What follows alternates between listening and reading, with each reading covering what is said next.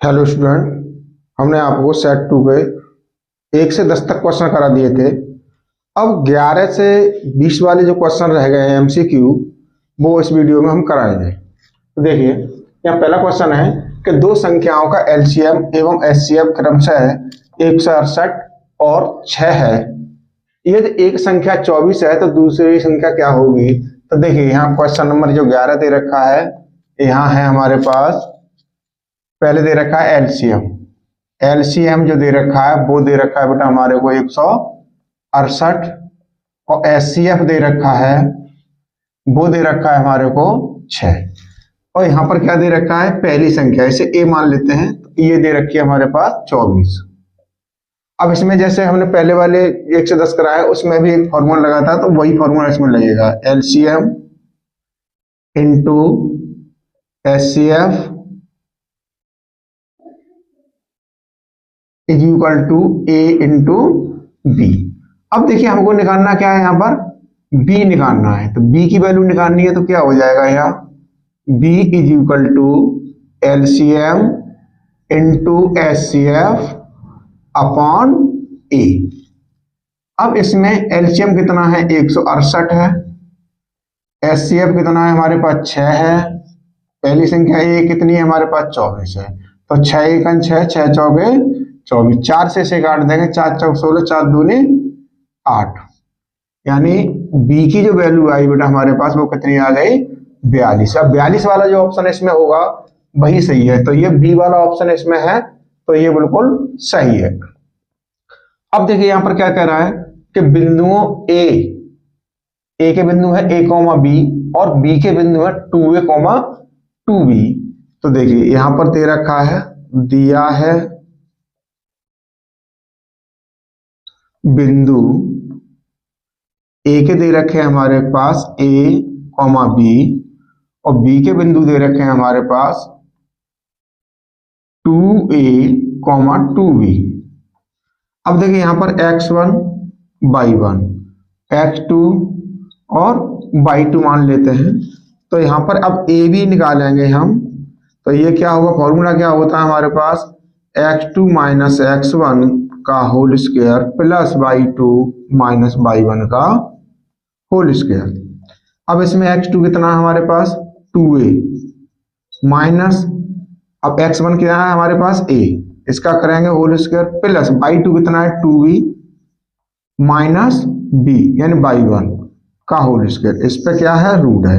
अब देखो, 2a में से एक a चला जाएगा, तो ये कितना बचेगा? a बचेगा, a स्क्वायर प्लस, अब 2b में से b को कम करेंगे तो ये क्या बचेगा? b बचेगा, तो b का स्क्वायर। अब a भी आ गई हमारे पास। अब इसका हम रूट निकाल नहीं सकते, तो यही वाला ऑप्शन हमारे पास सही होगा। तो देखिए, पहला ही ऑप्शन है यहाँ 12 का ए। अब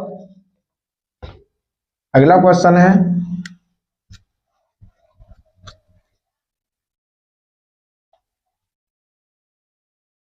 तो देखिए यहाँ पर क्या कहता है तेरे में क्वेश्चन बेटा, यदि 5 सेंटी त्रिज्या वाले एक वृत्त के बिंदु P पर, देखिए एक वृत्त की बात कर रहा है, तो एक वृत्त खींचेंगे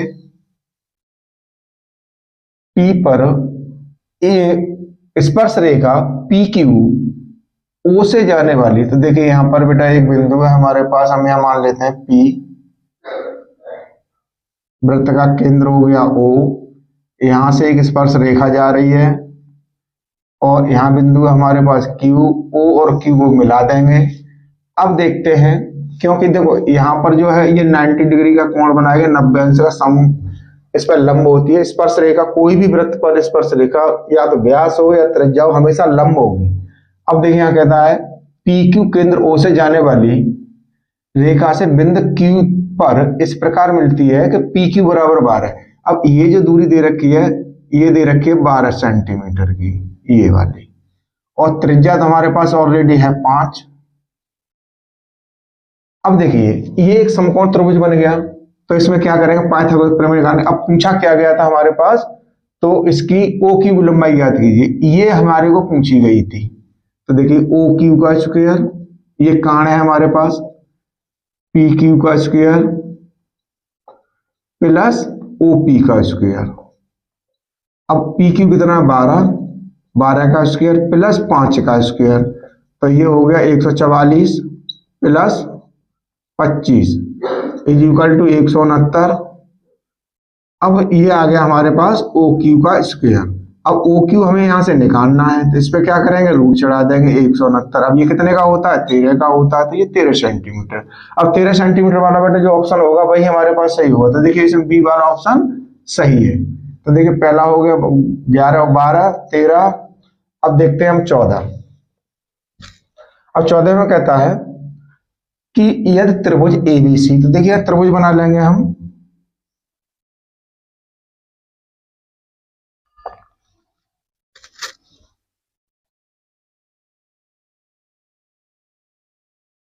ये हो गया ए, ये हो गया बी, ये हो गया सी। दूसरा त्रिभुज लेंगे हम। दूसरा क्या कहता है, डी ई एफ, तो ये हो गया डी, ये हो गया ई और ये हो गया एफ। अब आगे क्या कहता है, में कोण बी और ई बराबर है तो वे त्रिभुज समरूप होंगे। तो देखिए कंडीशन ये कहता है कि ये वाला जो कोण दे रखा है हमारे को इस कोण के बराबर है, यानी कोण बी बराबर कोण ई।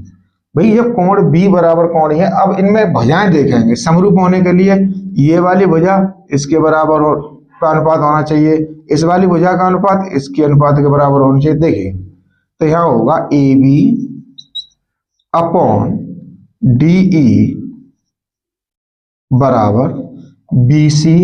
अब ऐसा हम क्यों कर रहे हैं, इस वाली भुजा को नहीं ले सकते, क्यों नहीं ले सकते, कोण बी है। अब कोण बी है तो कोण बी को बनाने वाली जो दो भुजाएं होंगी उनका अनुपात समान होगा। तो A B upon B D, A B upon D E और B C upon E F, B C upon E F. अब देखते हैं ये वाला हमारे पास कहाँ संबंध मिल रहा है। तो इसमें हमारे पास A B upon D E, B C upon E F, यानी बी वाला ऑप्शन इसमें सही है। अब नेक्स्ट क्वेश्चन है हमारे पास। तो ये हमारे पास 14 हो गया। अब 15, 7 सेंटीमीटर त्रिज्या वाले एक वृत्त के एक त्रिज्यखंड का कोण 90 अंश है। देखिए यहाँ पर दे रखा है बेटा हमारे पास आर इक्वल दे रखी है 7 सेंटीमीटर और थीटा दे रखा है हमारे पास 90 डिग्री का। तो ये चतुर्थांश हो गया। त्रिज्यखंड का क्षेत्रफल ज्ञात कीजिए। तो यहाँ त्रिज्यखंड की बात की इसने। अब ये कोण कितने का है, 90 का है, तो इसी का क्षेत्रफल ये पूछ रहा है। ये दे रखी है हमारे पास 7 सेंटीमीटर त्रिज्या। तो देखिए त्रिज्यखंड का क्षेत्रफल अब होता क्या है, theta upon 360 pi r square. अब यहां पर थीटा कितना है हमारे पास 90, 360 इंटू 22/7 गुणा आर स्क्वायर। अब आर कितना है हमारे पास 7 गुणा 7 हो जाएगा, तो 7 से 1 7 कट जाएगा, 9 चौके 36। तो ये आ गया हमारे पास 22 सत्ते 154 बट्टे 4। अब 4 का हम भाग देंगे, 4 तिया 12, 3 बचे 34 हो जाएंगे, 4 अट्ठे 32, दशमलव लगा लेंगे और 0 बढ़ा करके 4 पंजे 20, यानी कितनी दूरी आ गई हमारे पास 38.5 वर्ग सेंटीमीटर। अब देखिए 38.5 वर्ग सेंटीमीटर कौन से वाले मिल रहा है हमारे पास, सी वाले ऑप्शन में सही मिल रहा है। तो ये हमारे पास इस प्रकार से 15 क्वेश्चन हो जाता है। अब इसके बाद में है 16 क्वेश्चन। अब 16वां क्वेश्चन क्या कहता है, क्या एक खिलौना 4 सेंटीमीटर त्रिज्या वाले एक शंकु के आकार का है जो उसी त्रिज्या वाले एक अर्धगोले पर अध्यारोपित है, यदि शंकु की त्रिज्यक ऊंचाई 12 सेंटीमीटर। देखो यहां दे रखा है बेटा खिलौना 4 सेंटीमीटर त्रिज्या वाले शंकु, देखो आर दे रखा है 4 सेंटीमीटर, उसी त्रिज्या वाले एक अर्धगोले पर अध्यारोपित है। तो यहाँ शंकु की और अर्धगोले की त्रिज्याएं समान होंगी। यह शंकु की त्रिज्यक ऊंचाई यानी एल दे रखा है हमारे को 12 सेंटीमीटर। तो खिलौने का संपूर्ण पृष्ठीय क्षेत्रफल ज्ञात करवा रहा है। तो देखिए यहाँ पर एक डायग्राम बनाते हैं हम। ये शंकु है,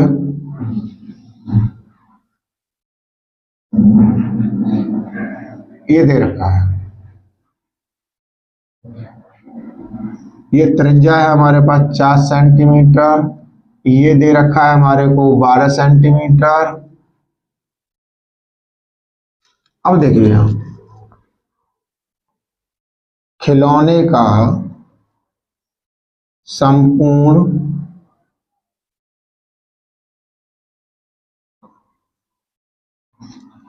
क्या पूछा गया था, खिलौने का संपूर्ण पृष्ठ क्षेत्रफल, संपूर्ण पृष्ठ क्षेत्रफल। अब देखिए इसका क्षेत्रफल क्या होगा, अर्धगोले का वक्र पृष्ठ, अर्धगोले का वक्र पृष्ठ प्लस शंकु का वक्र पृष्ठ, शंकु का वक्र पृष्ठ। अब अर्धगोले का क्या होता है 2 पाई आर स्क्वायर, अब शंकु का क्या होगा पाई आर एल। तो देखिए यहाँ पर आर भी है एल भी है, अब इसमें से हमें कुछ कॉमन मिल रहा है, पाई आर कॉमन मिल जाएगा, पाई आर कॉमन लेंगे तो यहाँ पर क्या बचेगा 2r बच जाएगा, प्लस अब इसमें क्या बचेगा हमारे पास एल बचेगा। तो पाई का मान कितना होगा 22 बट्टे पाई में ही दे रखा है मान, बताइए इसके, तो पाई इंटू 4। अब यहां पर क्या है 2 इंटू 4 प्लस 12, तो ये 4 पाई गुणा 4 दूनी 8 प्लस 12। अब ये कितना हो गया हमारे पास 20, तो 4 पाई इंटू 20, अब 20 चौके कितने हो गए 80, तो 80 पाई वर्ग सेंटीमीटर इसका जो ऑप्शन होगा वही मिल जाएगा। देखिए 80 पाई कहाँ है हमारे पास डी वाले ऑप्शन में।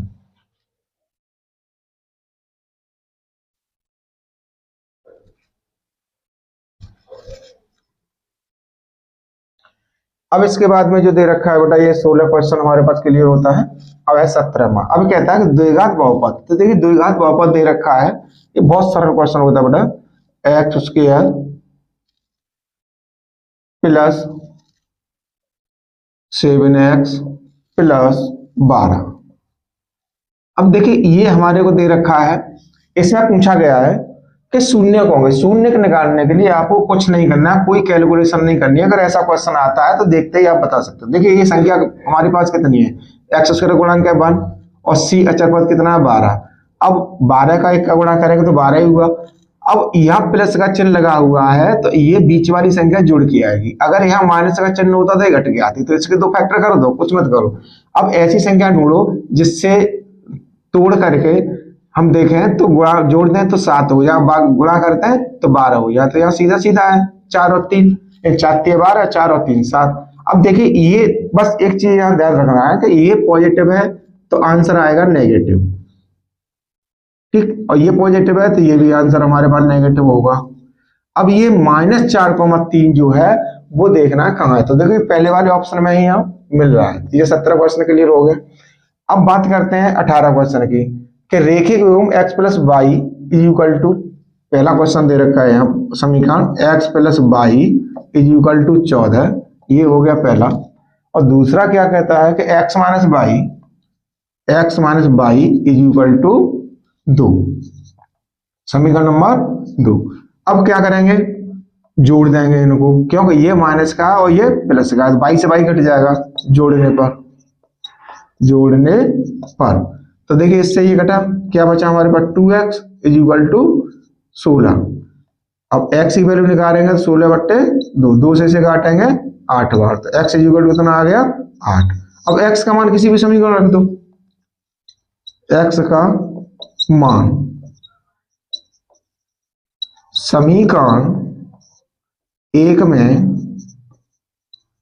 रखने पर। अब यहाँ जरूरी नहीं है बेटा कि हम समीकरण नंबर हमने एक में रखा है तो आप भी एक में रखो, आप किसी में भी रख सकते हो, दो में भी रख सकते हो, आंसर तो हमेशा बराबर ही आएगा।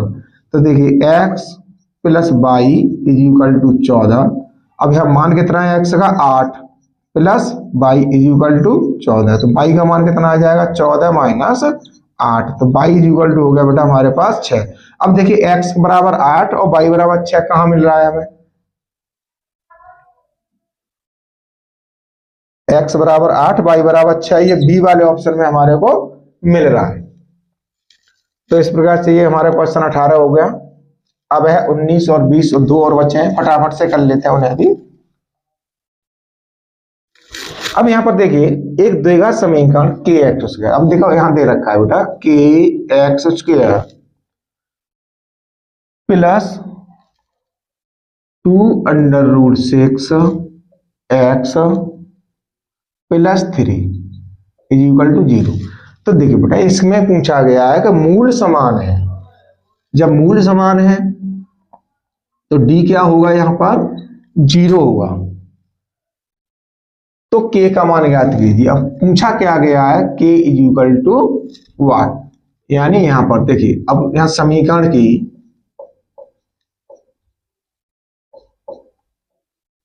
तुलना A X square plus B X plus C is equal to 0 से करने पर,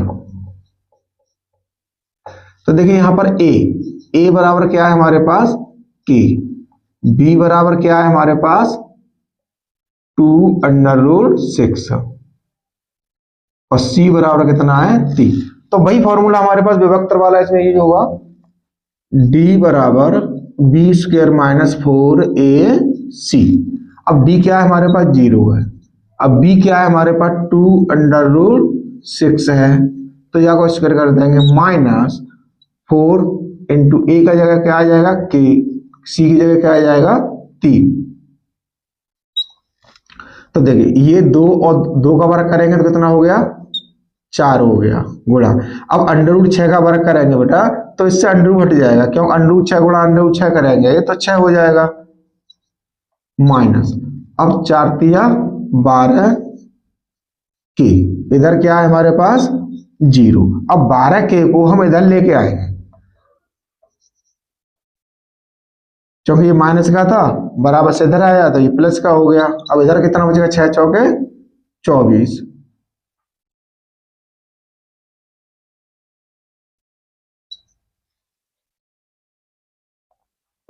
अब देखिए यहां पर k की वैल्यू निकालेंगे, k इज इक्वल टू 24/12। अब 12 से इससे काट देंगे हम, क्या हो जाएगा 2 बार, तो k का मान कितना आ गया हमारे पास 2। अब k के बराबर 2 कहां मिल रहा है हमको, सी वाले ऑप्शन में, तो ये 19वां क्लियर हो जाता है। अब देखिए हमारे पास क्वेश्चन है एपी का, लास्ट क्वेश्चन जो दे रखा है वो एपी का दे रखा है। अब इसमें कह रहा है कि एपी, तो देखिए यहाँ एपी दे रखा है -6 कॉमा -4 कॉमा -2। तो देखिए यहाँ पर फॉर्मूला क्या होता है, सबसे पहले हम यहाँ ए छांटेंगे तो ए बराबर कितना है -6 और यहाँ डी का मान ज्ञात करेंगे तो फॉर्मूला क्या होता है a2 - a1। अब a2 क्या है दूसरा वाला पद -4 माइनस, अब पहला पद क्या है हमारे पास माइनस का 6। अब देखिए यहाँ पर क्या होगा -4 माइनस माइनस क्या हो गया प्लस हो गया, तो यहाँ क्या बच गया हमारे पास 2 बच गया, यही किसकी वैल्यू आ गई हमारे पास डी की वैल्यू आ गई। अब देखते हैं पूछ क्या रहा है, 7वां पद, यानी यहाँ n बराबर दे रखा है बेटा 7, तो n वाला फॉर्मूला क्या होता है a plus n-1 into D. अब a7 पूछा गया है, n7 है, a का मान है -6 प्लस n का मान कितना है 7 माइनस 1। अब डी कितना निकाला है हमने 2, तो देखिए -6 प्लस यहाँ क्या बच गया 6 गुणा 2 -6 और 6 दूनी 12। अब यहाँ पर आपको देखना है कि 12 ये है प्लस के और 6 काय के हैं माइनस के, तो ये कितना बचेगा हमारे पास, सॉरी यहाँ बचेगा प्लस का 6। अब प्लस का 6 वाला ऑप्शन होगा वही हमारे पास सही होगा, तो ये होगा हमारे पास डी, यानी 20वां क्लियर भी क्वेश्चन हो गया। तो इस प्रकार से बेटा हमने ये आपके बहुविकल्पित प्रश्नों वाला जो पार्ट था वो क्लियर कर दिया है। अब इसके बाद में जो 2-2 नंबर के 6 क्वेश्चन आएंगे, यानी क्वेश्चन नंबर 1 में, उन्हें सॉल्व करेंगे हम नेक्स्ट वीडियो में। तो